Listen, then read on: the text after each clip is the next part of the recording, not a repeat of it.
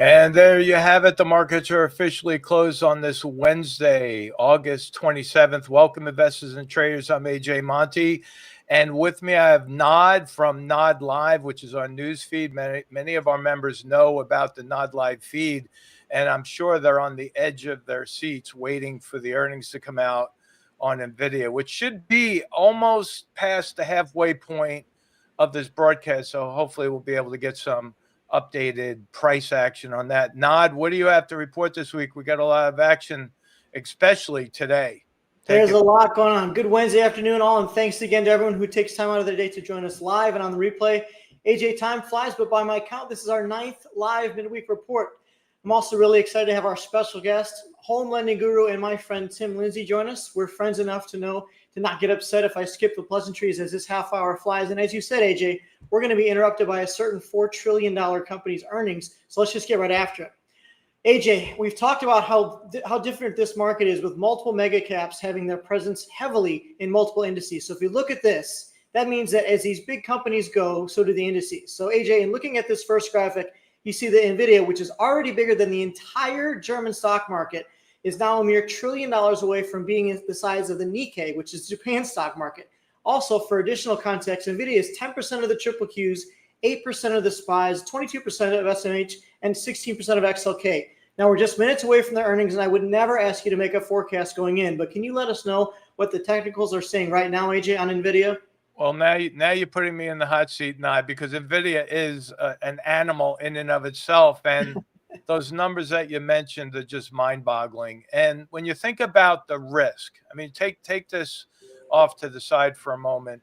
Think about the risk in Nvidia possibly disappointing on the earnings, and maybe not by a little bit, but by a lot. I'm just throwing a scenario out there. I have no idea what the earnings are going to come in with, but imagine that happens. It's not just going to tank the S&P, the general markets, but it's going to have a ripple effect on the global markets. And whether you're an investor out there in the UK investing in this company, Nvidia, or not, you're at risk because this company has such a huge market cap. Now, if you look at this chart, we've been watching this for a while now. This is the uptrend line right here. Hopefully you could see that. It's the uptrend line that we have drawn. And it was back here on August 19th that Nvidia had this big down candle, and then it dropped not just below the trend line, but then it started dropping below the 20-period moving average. Now, as we wait for the earnings to come out, we are basically in a holding pattern. The Dow has been trading sideways for a couple of hours now. It started off a little bit lower than where it is now, but it started creeping up. And the only thing that I really see that has some real potential to the upside, we've been talking about this for a while, is the silver market. And there's a lot of news coming out on SIL, SLV, First Majestic, which we talked about. We put a forecast on last week to the higher levels. But I love the silver markets. I love the gold markets. I'm not touching Nvidia right now. I'm not willing to take on that much risk. But as we bring on Tim here in a little bit, I'm going to ask him if he was bold enough to take a straddle position in Nvidia before the close. I'll ask him that when he comes and join us. But not looking at this, I mean, you look at the monthly chart, just it's gone vertical, and any kind of a correction, I'm not even talking about a complete fallout, I'm just talking about an honest or maybe even a robust correction, is going to have a definite impact on the entire markets. And here we are getting very close to September. As we all know, September and October are the most notorious months of the year. So we'll see if Nvidia has any kind of a contribution into that volatile time of the year. So what else do you have as far as questions coming in from the audience? Because I see our chat is starting to light up. Yeah. I'm getting questions on Rex, which is a great name we've covered before. So why not bring on Tim right now? And if he's in the bullpen, I wouldn't mind bringing him on and have some questions for him. Tim, you've been in the home lending market for a long time. You won't say it, but you've been very successful and you're damn good at what you do. I'd appreciate it if you would look at this following chart and let me know what this means in your seasoned eyes. So Tim, Recent data shows that housing affordability for first-time buyers is as bad as it was during the Great Depression, which supports this chart saying that only 24% of all U.S. home sales last year were from first-time buyers, which was the lowest in history. Now, I'll ask you if it's the process or if we're back to 2008 days, because back in 2008, as I'm sure it would be, hi, my name is Nod. I'm a salamander breeder. My wife, Kristen, is a stay-at-home astronaut. I'd like a loan for $3 million. We're not there again. So our expectations out of whack. What's going on? Yeah. Hey, happy Nvidia Day, everybody. It's a great question. There's a lot of different things going on. First of all, salamander breeders, while that's been a growing profession, doesn't seem to be getting a lot of movement on our end. I will tell you that we today, and after the housing crisis, have the ability to repay, which is key in making sure that people can purchase what they need to. There's no more stated income, no more junk fees, no more assets that are just ignored. It's very crystal clear on that. I think a lot of the problem when it comes down to first-time homebuyers is, a lot of people living in larger cities typically will find those smaller homes. In those kinds of worlds, it could be condos, and they have that step where they move up to single-family homes. The problems are there's a lot of issues with affordability with condos these days when you're talking about insurances, homeowners associations, they haven't kept up with the insurance that they need, and it's becoming a huge problem. And so those first-time homebuyers who would normally maybe take that $300,000 or $400,000 condo, just as an example, to move up to the 800, now are all fighting over the same houses that people who have owned their homes for many years are trying to get into in the second one. Now, what are you seeing with regard to the interest rate scenario that we have here with possibly Lisa Cook being replaced by one of Trump's picks who are more or less in favor of lower rates? I mean, are you seeing people holding off in the real estate market to see what happens with the Fed and rates? What would you say on your end? That's a great question. We absolutely are seeing that. I mean, summer's typically slow anyway, but I'm here in Colorado, and we've already started sending our kids back to school. I know a lot of places have. Some of the Upper East Coast hasn't just yet, but you really don't see a whole lot of movement this late in the summer. It starts to happen again in September, but it's been more than quiet. And I think a lot of that conversation are people reading headlines that say rates are coming down.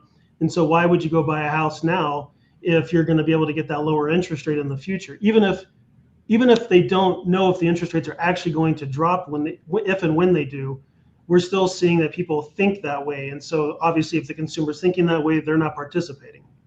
Right. Tim, I have on my chart here, I have a daily candle chart of the 10-year yield futures. And what I'm seeing here is because you can track interest rates and even forecast to a certain level looking at the technicals. And we have a beautiful triangle pattern here. This is a symmetrical triangle.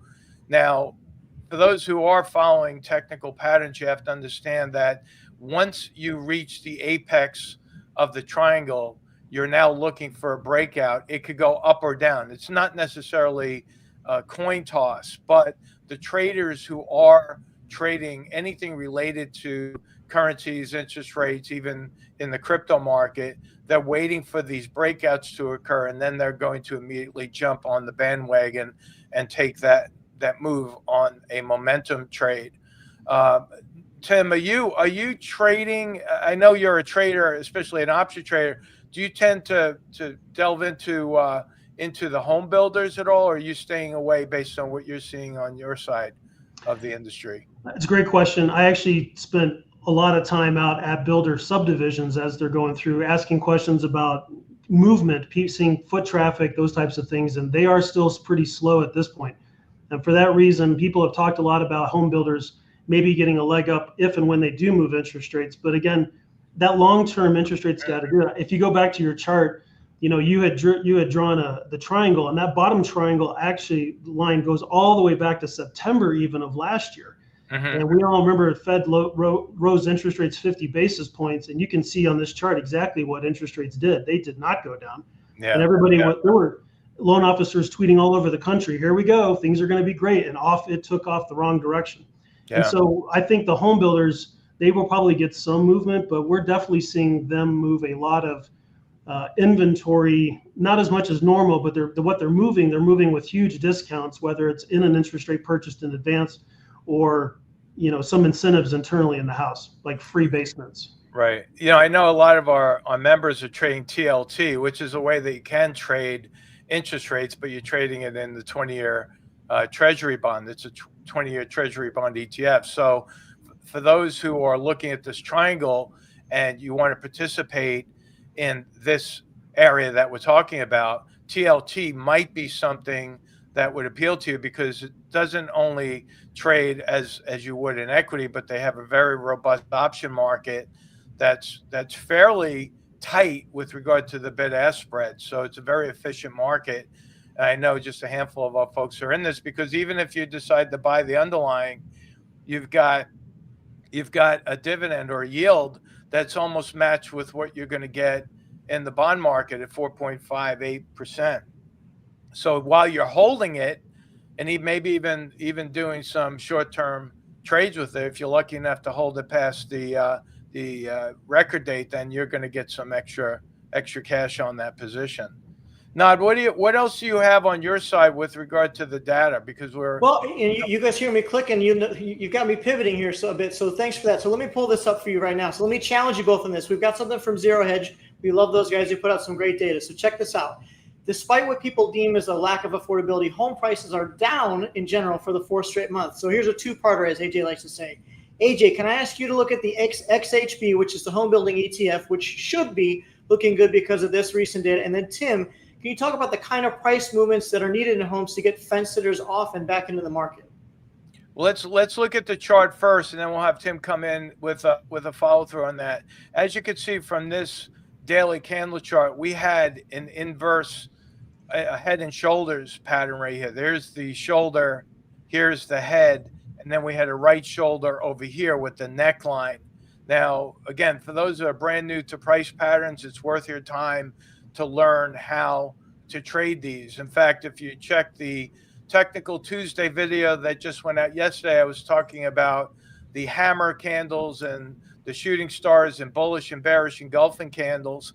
And what we're going to do on Tuesday, just as an FYI, is each and every week we're going to be putting out a very short 8 to 12-minute video that talks about the different patterns that you can see in the candle setups for traders. But here you look at the distance from the neckline to the head is obvious right here. And then when you get a breakout of that neckline, you basically take the distance from the neckline to the head and attach it to the breakout point. So we are actually right in that target area right now that is also now turning into a role reversal resistance area from back here. So it looks to me like this home builders ETF is starting to pull back, because if you look at the oscillators down below, the stochastic right here is giving you a sell signal. And we just came out of a sell signal on the CCI. So on this one, I mean, I probably could throw a forecast out on there, but it's not going to be very exciting because we're only looking at maybe a 4-point drop as it pulls back to this moving average. So for the record, I'll put a downside target on XHB at 112.52. Remember, Nod, just real quick, I talked about silver. Looking at AG, I want to throw this out there. Last Wednesday, if you had a chance to catch that episode, we put this price target on AG at $8.98. And you can see here, it was almost right after we finished the show. What happened? The green candles started showing up. It hit the target, and now it looks like it wants to pull back just a little bit at the resistance. I'm just throwing that out as an FYI because we covered that last Wednesday.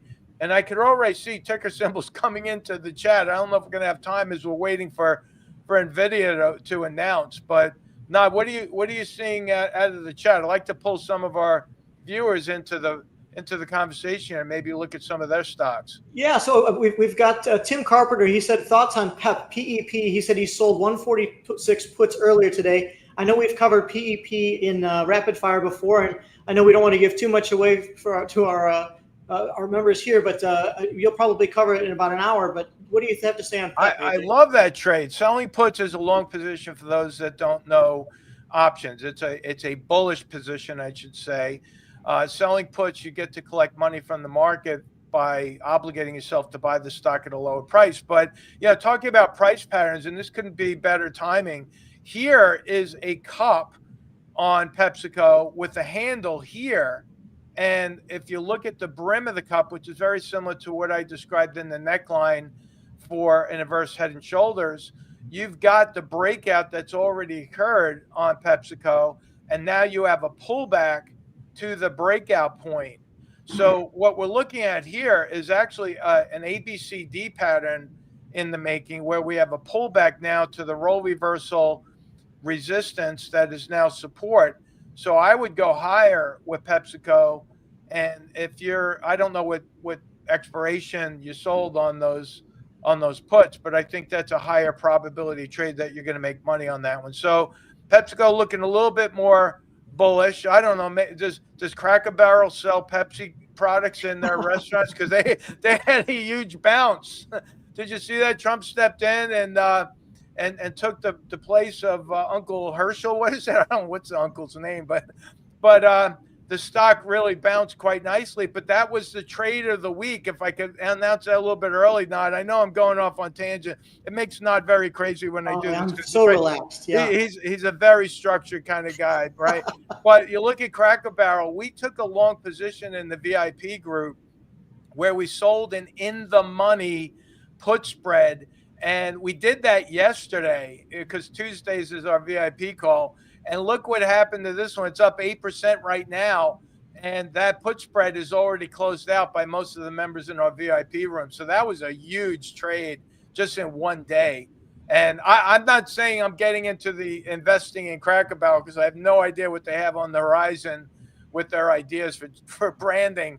But for short-term trades, you got to look at the stocks that are in the news, because those are the ones that often give us some really good option trades and opportunities if you're paying attention, especially if you're paying attention to the news and the charts. So yeah, I just made Nod's head explode, I think. Oh yeah, I'm covered in space. So let's bring it all back. You talked on. Let's go back to affordability. So Tim, on affordability, that's something that I think matters to you. So if I pull up this chart here, this shows median housing payment as a percentage of median income, which basically means, can you afford your house? The percentage is as high as it's been in 2 decades. So Tim, as a lender, a person's income is a direct reflection of their ability to afford the home. Can you expound on what you're seeing in your market? I know you have some data you want to show, and what you think will help unfreeze the housing and lending market as it is right now? Yeah, absolutely. Affordability is definitely the key, and it's been a problem for the last couple of years now. And we're seeing that in terms of on the chart I'm bringing up here. Basically, it's a map of the whole country, and you can see this is a year over year in home sales growth. Anything that's in blue, dark blue, purple, they're negative. I mean, California down 10%, Texas down 11%, Florida, where I know a lot of people of our viewers are at, is down. And so the idea is, like, how do we get this moving? The problem is it's going to be your liabilities, especially the actual home itself. HOA dues, which HOAs have become a huge issue. Some of you might live in towns that have homes that don't have HOAs yet, but if you buy a new house, it's in an HOA now. And they have not kept track of homeowners insurance and the insurances that they need, and they have skyrocketed. Insurances where, you've got natural disasters, California with their fires. I mean, one just popped up in Napa, one of my favorite places on the planet for sure. And you've got your hurricanes down there, knock on wood, Florida. And so you've got all these problems, and insurances have skyrocketed. HOAs haven't stayed behind. So we've really got to talk to people about their liabilities and, how to get rid of that. People always say, well, I'll just put more down payment down. And what most people don't understand is adding more down payment moves the needle very little. What you need to do to move it significantly is to get your liabilities under control. And one of the most recent issues is student loans.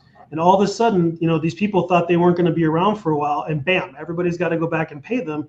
And now you've got these huge delinquencies in them. We're seeing those on credit report pulls where people are getting behind on those, and those don't go away. And so we're going to need more income, but I think this chart's telling you, if you want to have home sales growth down, you're going to have to get home prices down. And either interest rates got to drop or home prices, and something's got to give. And I think the administration does not want the house prices to come down. That's not a good legacy to leave behind. So they're working on the interest rates. But my guess is it's going to be a combination of both over the next several years. Well, something's got to give. What level of interest rate cut will be felt through the market, and what's just perfume for the tape? Oh, It's hard to say because I'm one of those people who believes interest rates have to stay high enough to sell debt. And if you're going to if you try to move interest rates down, it doesn't mean the long-term traders are going to actually follow suit. And so, if you can somehow get the 30-year fix to move under 6 on a conforming basis, I think you start to see some movement. We saw a couple years ago, we had one weekend where the 30-year fix dropped below 6 for literally 3 days, and our phones didn't stop ringing. And since then, we've been above that level, and it just doesn't seem to move anything. FHA, VA typically have lower interest rates already, so you put those into the mid-5s. It encourages a lot of people. I would say 2/3 of the country have an interest rate that's 5% or below, and that's a lot of our problem. Yeah, speaking of movement here, we got some movement in Nvidia, and I just want to bring that back because, Tim, I had a question for you on whether or not you were able to pull the trigger before the close, because you were thinking about buying, and I'm going to give this to our viewers, especially those who are looking to trade options.